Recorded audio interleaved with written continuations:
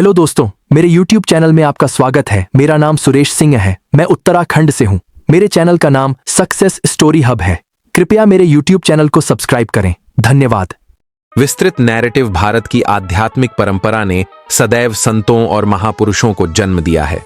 आधुनिक युग में भी ऐसे महान तपस्वी विरले ही हुए हैं जिन्होंने अपने जीवन को पूर्ण रूप से धर्म, संयम और तपस्या को समर्पित किया। इन्हीं में से एक हैं आचार्य 108 विद्यासागर जी महाराज। जन्म 10 अक्टूबर 1946, सदलगांव, कर्नाटक। बचपन का नाम विद्याधर। माता पिता साधारण लेकिन धार्मिक प्रवृत्ति वाले थे। विद्यारंभ से ही उनमें गंभीरता, आत्मनियंत्रण और धर्म के प्रति रुचि देखी जाती थी। बचपन में ही साधु संतों के जीवन से गहरा प्रभाव पड़ा। 20 वर्ष की आयु में 1968 में उन्होंने दीक्षा ग्रहण कर मुनि जीवन अपना लिया। दीक्षा लेने के बाद उनका नाम रखा गया विद्यासागर।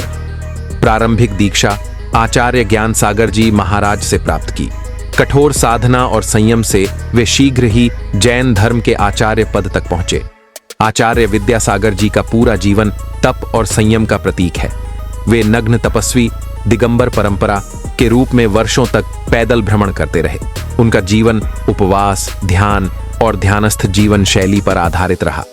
वे केवल गोचरी, भिक्षा में प्राप्त आहार मीम ही ग्रहण करते थे। उन्होंने हजारों उपवास किए और अपने अनुशासन से लोगों को विस्मित कर दिया। आचार्य श्री विद्यासागर जी केवल साधक ही नहीं बल्कि एक महान कवि और दार्शनिक भी थे। उनकी प्रमुख कृतियां मूकमाटी, महाकाव्य, सूत्रात्मक ग्रंथ हिदी और संस्कृत कविताएं, उनके लेखन में गहरी आध्यात्मिकता, मानवीय मूल्य और करुणा दिखाई देती है।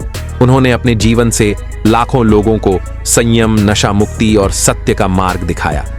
उनके मार्गदर्शन से अनेक विद्यालय और संस्थान स्थापित हुए। आज भी विद्यासागर जी महाराज के प्रवचन और उनके लिखित साहित्य लाखों लोगों का मार्गदर्शन कर रहे हैं। फरवरी 2024 में उन्होंने संलेखना, स्वेच्छा से उपवास द्वारा मृत्यु का व्रत धारण किया।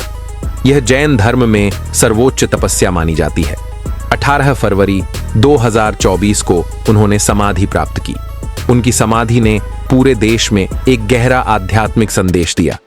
आचार्य विद्यासागर जी का जीवन सिखाता है कि सच्चा सुख त्याग और संयम में है। उनका संदेश आज भी युवाओं के लिए पथ प्रदर्शक है।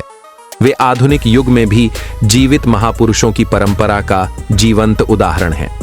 हमारा वीडियो कैसा लगा? वीडियो को लाइक, चैनल को सब्सक्राइब करें। धन्यवाद।